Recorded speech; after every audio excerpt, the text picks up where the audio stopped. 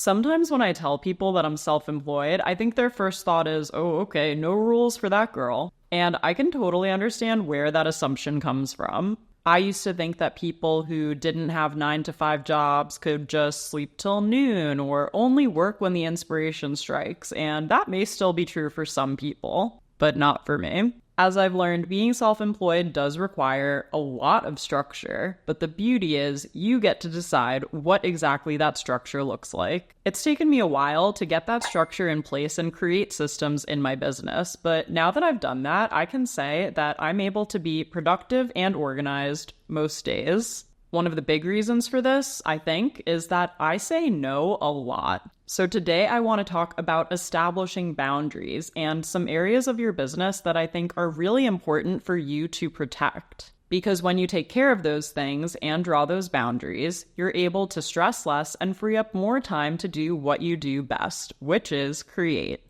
Let's talk about the first and most important thing that you should create boundaries around, and that is your time. It's true what they say that time really is our most valuable resource. And I want to talk about a few different angles of protecting your time. First, I think you need to understand for yourself what protecting your time looks like. And this could involve laying out which hours of the day you are most productive or what your general work schedule will look like. Now, the beauty of being self-employed is that sometimes you're dealing with different things on different days, but I find it helpful to have a few kind of time boundaries in place where I'm able to focus on getting things done and feel as productive as I can. For example, I tend to film my YouTube videos at the beginning of the week because by the time Friday afternoon gets around, that's not necessarily the time that I'm going to be the most focused and most animated. I get a little tired towards the end of the week and do need the weekends to recharge. I also happen to know that in general, I am personally most productive between about 9 a.m. and 3 p.m. And I've joked before that that's a little bit like the grade school mentality, but for me, that happens to be the case. So maybe you are more productive in the mornings, or maybe you are a night owl. It's for this reason also that I tend not to schedule important calls or meetings in the afternoon because I'm going to be a lot more involved and animated when it is early and I've just had some coffee. So that's something to think about in terms of how you set your own time boundaries. And then when it comes to other people too, I think it's important to remember and to communicate to others that just because you're self-employed doesn't mean you're free at all hours of the day. This is something that I think is important to communicate to friends and family and just kind of let them know that even if you are technically making your own schedule and setting your own plans, that during that time you are actually still working. Not only that, but over the last several years, I've gotten a lot more selective about how I spend my time. I am in the New York City area, and as a result, since this is a big kind of hotspot for this industry, I am often invited to events in the city, which I still think is one of the coolest things. However, I've become a lot more selective in recent years about which events I go to, and it almost always comes back to the question, is this worth my time? So some things that I consider when I'm thinking about taking the time to go to an event include things like, am I going to learn something there or experience something there that goes beyond just product launch details that could be shared over an email or a Zoom call? Will there be cool opportunities for me to create content there to share that experience with my audience, since that's probably the reason I'm getting invited in the first place? Is the brand able to help cover transportation in some way? Are they able to provide an Uber code or discount or anything along those lines that will make it easier for me to get to the event? Not all brands are able to do this, but it is so appreciated when they do. But maybe if it's a smaller brand or it's just not part of their budget,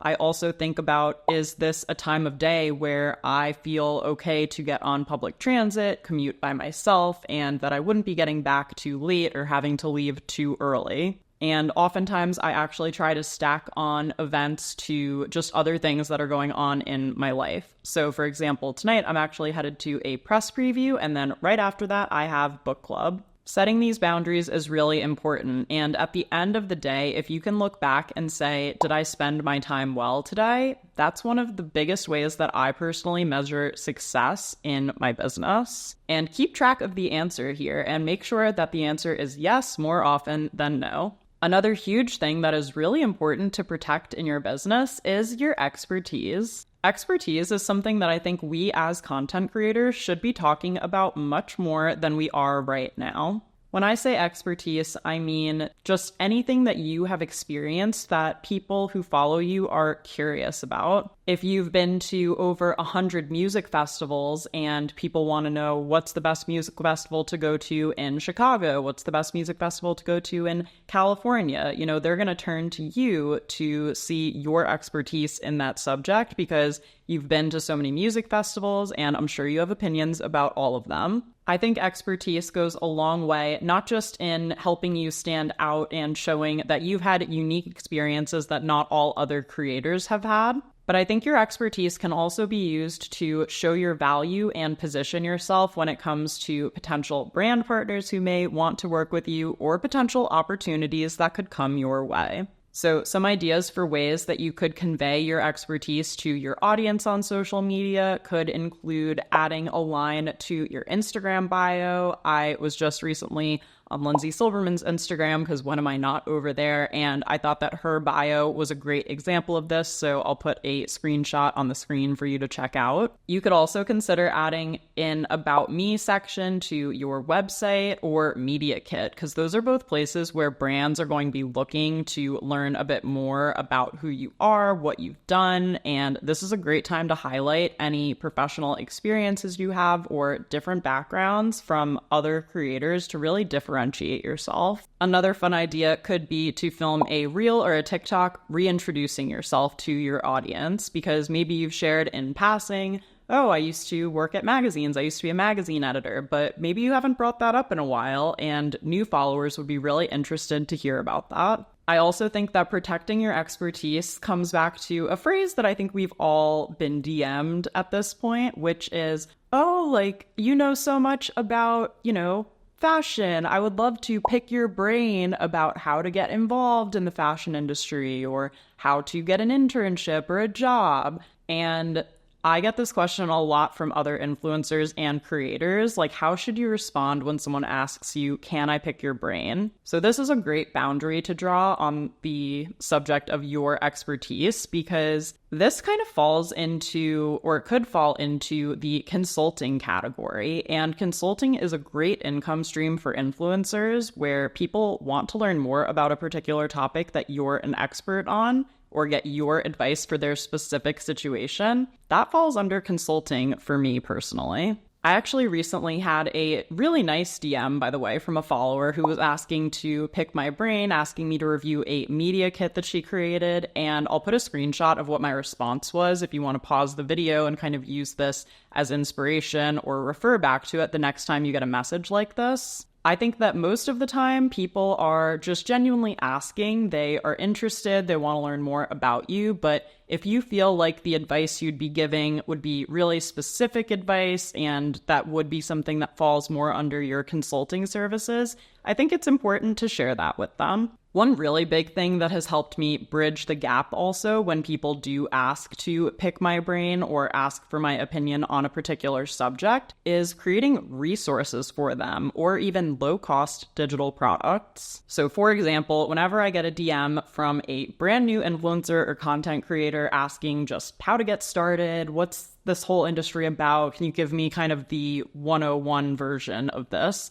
I always refer them to the Influencer Launchpad, which is my free guide that answers all of the basic questions for beginners. If someone has a question more about a deep dive topic, maybe like how to write a brand pitch email or how to price yourself as a creator, I feel like at this point I have a YouTube video for almost everything. I have really done a lot of deep dives over the years and made a point to create content where I'm able to go a bit more in depth and answer those questions, speaking generally to everybody. So it's not going to be the specific advice you would get from a consulting session of mine, but it's free for you to watch, and at least I'm able to build trust with you and also earn some ad revenue from the YouTube Partner Program when someone is watching one of my videos. So having free resources to send like that has been really helpful, because even if I can't help someone one-on-one, or, booking a consulting session with me isn't in their budget right now, I'm at least able to give a little something back and to point them in the right direction. And usually people are very appreciative of that and totally understand. And then for something a little bit more specific, like, wrapping up a brand campaign, or, asking for email templates for pitching brands, I actually do have some low-cost digital products that kind of fit the bill there. But I do think expertise is one of those things we should really be talking about more as creators. So if you'd like to join the conversation, leave me a comment down below and let me know what's an experience that you have or something about your background that makes you different from other creators or helps inform your content creation. I always use I used to be a magazine editor example for mine, but I would love to hear from you all. Like I said, expertise can also be really helpful when you're communicating with brands and pricing your content. And I think that is a great segue into the next thing you should definitely be setting boundaries around, which is your worth. I think this one is probably the one that takes the most getting used to, because when you're self-employed, you make the rules, so you get to decide how to price your services. Now, I will be the first to tell you that pricing is very not standardized in this industry and kind of all over the place. This can sometimes complicate things because different influencers, even if they have the same follower count and same engagement rate, might be charging two totally different things for the same deliverable. But this can also work in our favor, because since there are so many different creators and we're all going to be offering services at different price points, it gives brands plenty of people to choose from when they're thinking about who they want to select for different campaigns. I actually think that one good way to kind of think about it is over on TaskRabbit. I am not handy whatsoever, and I have used TaskRabbit to help me, hang things or build furniture in the apartment, and they usually will show their pricing and show, different pricing for different experience levels. So someone who has done 200, TV mountings versus someone who has done 5 TV mountings, the guy who's done more might have a higher price than the guy who's done fewer. But if the guy who's done fewer is more within your budget and you don't mind, having him install your TV and see how it goes, I'm just now thinking about how glad I am that our TV has never fallen and that I found the right person to mount the TV. Anyway, bit of a side tangent there, but you see what I'm saying. You can pick whoever is within your budget and whoever you want to work with, because there are going to be a ton of different options on there that you can click on and choose from. And I think the same goes for content creators. And remember, if you share your rates with a brand and you get pushback from them, like, oh, that's not what other people are charging, or, oh, that's really what it is, are you sure, even if we don't do X, Y, Z, just remember not to take it personally. I know it's so hard when they are talking to you about content you would create, but not every project is going to be a fit, and that's okay. If a brand is giving you pushback on that, then it just means they weren't the right brand partner for you. It's for this reason that I'm a big fan of creators knowing what their minimum is. So knowing what is the minimum amount of money that you would accept for a particular campaign or particular ask from a brand partner. I think having minimum rates is so important, because then you know that as long as you're above that minimum, that you feel like you're being compensated fairly and you feel like your work is being valued. If a brand can't meet that minimum, I think that's a boundary that you want to draw and just say, I'm really not able to go below this rate given the work and the time that it takes me to create content, but I really appreciate the offer. There's so much more we could say about pricing, but I'll leave that for another video. In fact, I do have another video all about pricing and my 5-step process for pricing brand deals that I will leave in the description box down below if you'd like to watch that video next. The next thing that I think you should work to protect as a content creator is your energy. I know you've probably heard the phrase conserving energy before, and that can apply to people as well. Your energy and feeling like yourself, physically, emotionally, all of the different things is so important. And I really do feel like my energy levels set the tone for the whole day that comes out ahead of me. I personally like to start my day one of two ways. Either I will have an active morning where I am getting in some movement, whether it's a long walk or a workout, or I like to have a more creative, introspective morning, usually starting with reading a book by the fire. I actually have been thinking about making a video kind of about routines or habits that I've established for myself that I think have helped me be a better creator. So leave me a comment down below and let me know if you'd be interested in an in-depth video about that topic. But anyway, I do really feel like protecting your energy is one of the things that is most important. And there are a couple of different ways you can do this. For example, I have become a huge fan of leaving Do Not Disturb on kind of all day. And I don't mean for that to, hopefully offend anyone. I mean, the main people who are texting me are my friends and family. I don't necessarily do a lot of work texting, or I try to keep it on my email or my Instagram DMs so that it's more organized and in one place. But going back to something I mentioned earlier about, making those boundaries clear and letting people know, hey, just because I'm self-employed doesn't mean I'm not working, and I actually have something that I really need to pay attention to right now and be focused with. So in general, I use Do Not Disturb, honestly, as much as I want to throughout the workday. I always have it when I'm filming so that as I'm glancing down at my notes on my laptop, I'm not seeing text pop up that could distract me or get me out of the zone. And I also love using it when I am writing. I feel like writing is one of those things that I really need to be focused on. But I'll turn it off if I'm doing things like, just cleaning up my equipment here, like breaking down my lights and things like that. Or, of course, if I'm, just going out for a walk and don't mind kind of catching up on any texts or things like that from earlier in the day. You can also set different Do Not Disturbs and allow people to bypass Do Not Disturb. For example, my mom and Andrew, and I think Caitlin also, can all bypass my work Do Not Disturb, especially because for Caitlin and I, it's usually something work-related. She's kind of my unofficial coworker, and, my mom and Andrew would be the ones to call me if they really needed something in the middle of the day, but usually I don't hear from them like that. So you can have different Do Not Disturbs for different occasions, and you can choose people who can bypass Do Not Disturb, obviously, if you think there's an emergency or, anyone else can't disturb me, but this particular person can. And I think even going beyond your phone, which in theory will only have contacts from people I think protecting your energy from people who don't know you personally is really key as well. So yes, I'm talking about everyone out in the world of social media because, people love to hate, people love to troll, and people love to leave comments on videos of creators they have never seen before and make snap judgments about. So take this as your sign and your permission slip to use block, delete, mute, ignore, whatever you need to use to filter out people who are not serving you and get rid of comments that do not need to take up valuable space in your brain.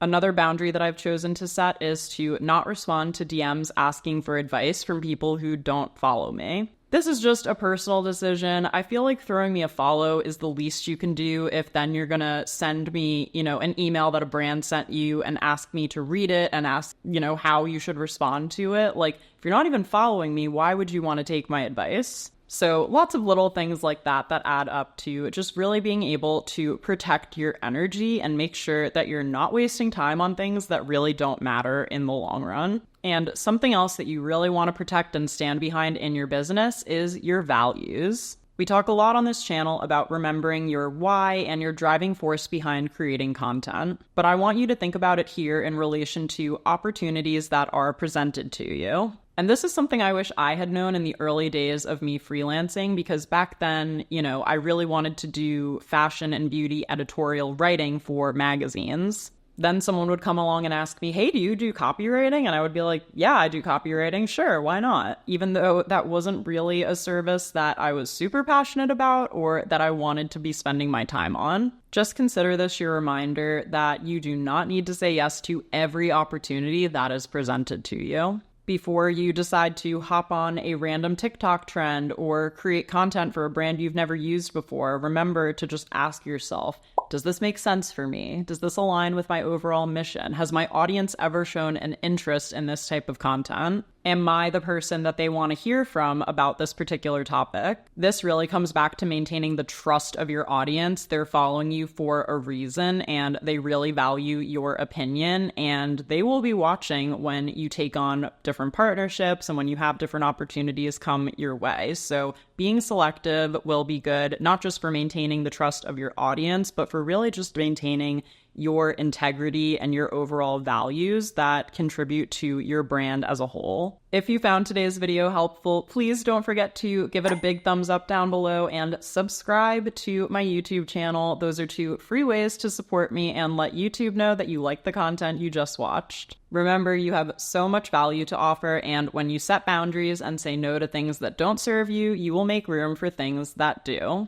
Even when we know that we have value to give, sometimes we can still feel a bit of imposter syndrome. So if you're currently experiencing that, be sure to check out the up next recommendation on the screen. I think you're really going to like that one. Thanks again for watching, and I'll see you in the next video.